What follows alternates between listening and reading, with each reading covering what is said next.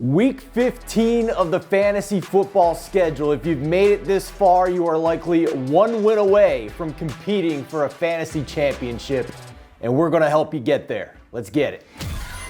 What's up, everybody? My name is Steven Andrus. Welcome to the Radio.com Sports Fantasy Football Show. As always, be sure to like this video and comment below if you have a fantasy question for Week 15. I will be happy to answer them for you before kickoff on Thursday or Sunday. And as always, we start the show with Waiver Wire Pick 'em Up.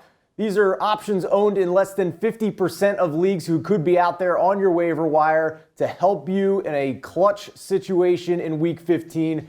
And we begin with a player who was a fourth-string running back in the preseason. It is Raheem Mostert of the San Francisco 49ers.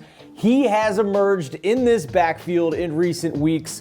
He gets to take on Atlanta in Week 15, but last week, 10 carries, 69 yards, and a rushing touchdown in New Orleans. He added 2 receptions for 40 yards and a touchdown through the air. 12 touches to just 3 for Tevin Coleman. And then the week prior, 21 touches compared to just 6 for Tevin Coleman. Clearly, Mostert is outproducing Coleman, and this is what we love about Kyle Shanahan in fantasy football. He recognizes who the better talent is and sticks with that superior talent. That is Mostert, who is averaging more than 6 yards per carry in 2019. Moving on to another backup running back, it's DeAndre Washington of the Oakland Raiders. Now, this is a pickup that you need to do just in case Josh Jacobs is out again for Week 15. He is battling not just any old shoulder injury, he has a fractured shoulder.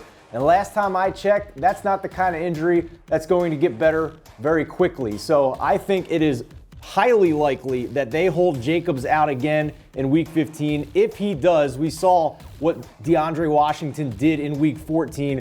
He produced pretty solid numbers, really upper echelon fantasy running back numbers. 14 carries, 53 yards, and a touchdown. More importantly, for PPR leagues, 6 receptions, 43 yards in the air. That was 21.6 in PPR. We mentioned the Jacobs injury, but I think it's also because of the matchup. They're playing Jacksonville at home, and let's be honest, the Jacksonville Jaguars pretty much given up at this point. They've gotten annihilated in recent weeks. Lastly, how awesome would it be if you need a running back in Week 15 in 2019 and you get to the fantasy championship with Adrian Peterson, a blast from the past? Well, Darius Geis, shocker, is hurt again in this backfield. Reportedly an MCL injury. That's the type of injury that you're not going to come back from in 1 week. So Adrian Peterson should get the bulk of the carries, albeit in a negative matchup against Philadelphia. It might be a struggle, but volume is more important than efficiency in fantasy football. And last week, with Geis' injury at Green Bay, Peterson 20 carries, 76 yards, and a touchdown. It was his 5th game this season with 16 plus touches. The volume should be there again for AP. There is a wide receiver that I think is an amazing pickup this week off the waiver wire, but I'm going to save him for the end of the show in Stealthy Start, so stay tuned for that.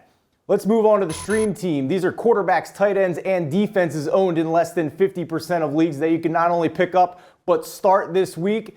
And it's a repeat name from a week ago. I'm sticking with the hot hand. Even though nobody seems to want to pick this guy up, he's still owned in less than 50% of leagues. Ryan Tannehill of the Tennessee Titans.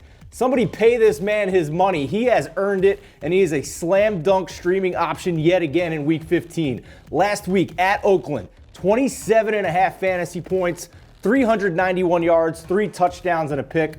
He gets to take on Houston this week in a pivotal AFC South matchup. Houston allowing 20.1 fantasy points per game to quarterbacks. That is 6th most in the league.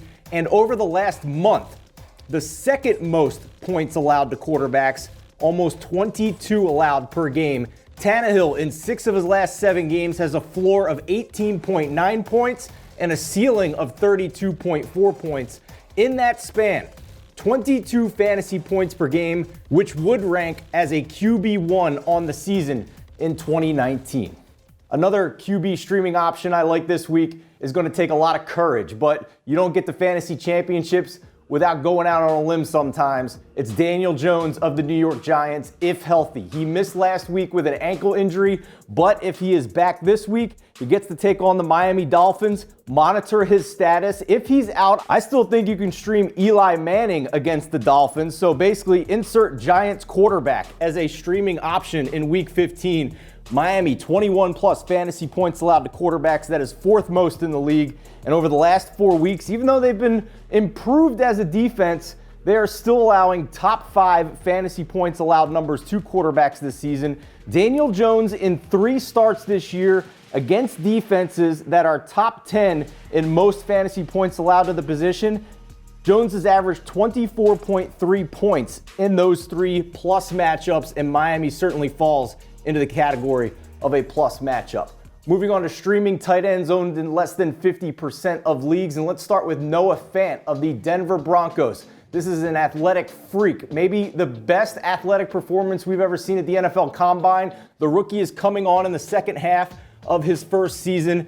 They'll probably get blown out at Kansas City, I'll even admit that, but last time I checked, garbage time points still count in fantasy football. Kansas City extremely generous to tight ends of late as well. Over the last 4 weeks before playing the Patriots a week ago, this is what they've done to tight ends. They have allowed the most fantasy points, even more than the Arizona Cardinals, believe it or not. And overall in 2019, before playing the Patriots last week, who this context matters because the Patriots don't have any reliable tight ends, so throw that game out the window. The 4 games before taking on the Patriots, the Kansas City Chiefs have allowed top 5 numbers to fantasy tight ends on the year. So this is a solid streaming option. Noah Fant is the number 2 target in this offense behind Courtland Sutton, and he just had his second 100-yard game of the season.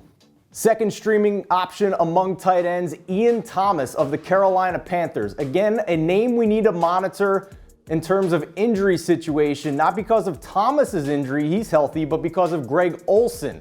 If Olsen is out again with a concussion in Week 15, Thomas is a slam dunk streaming option.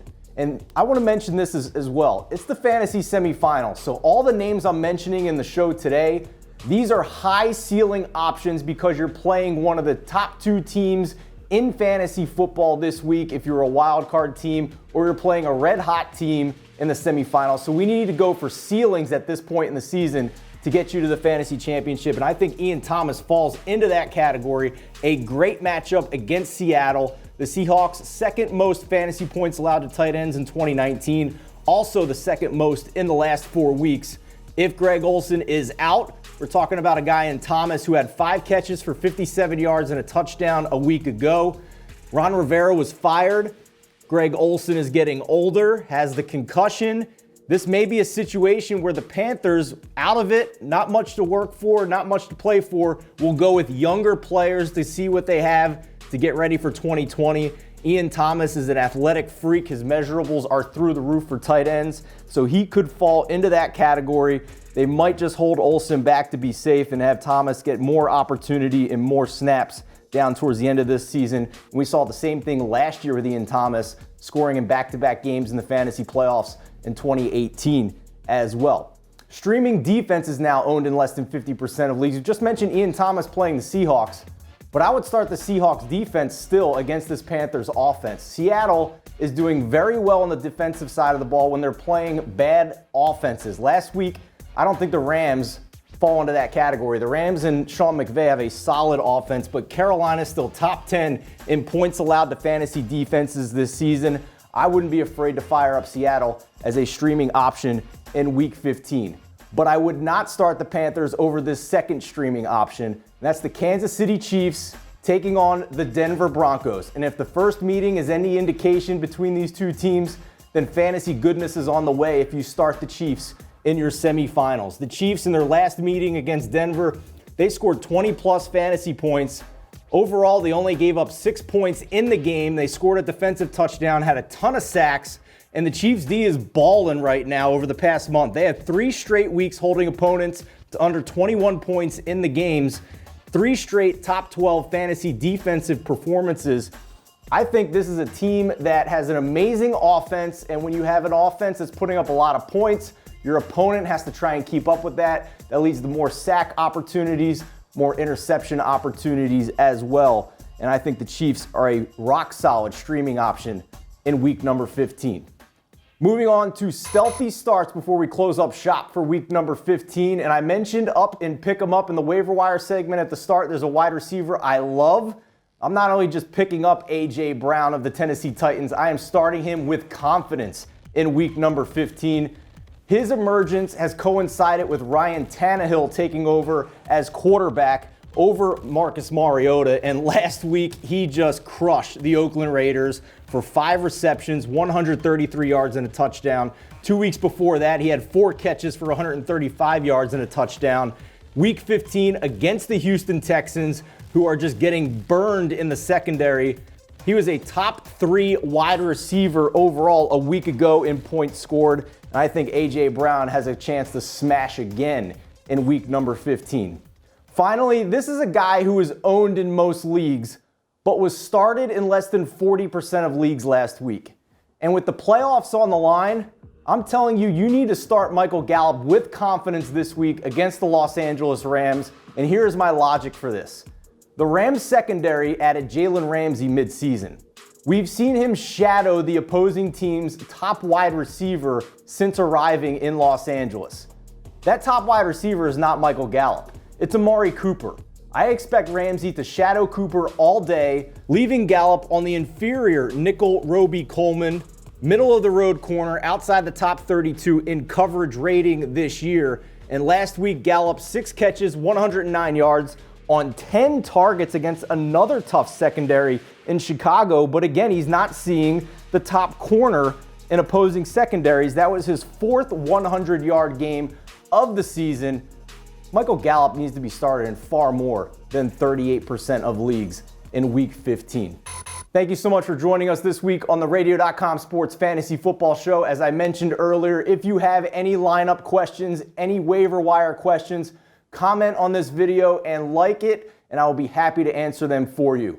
Hopefully, I will be talking to you next week after you clinch a berth in your fantasy football championship. It's trophy season. Let's go get them.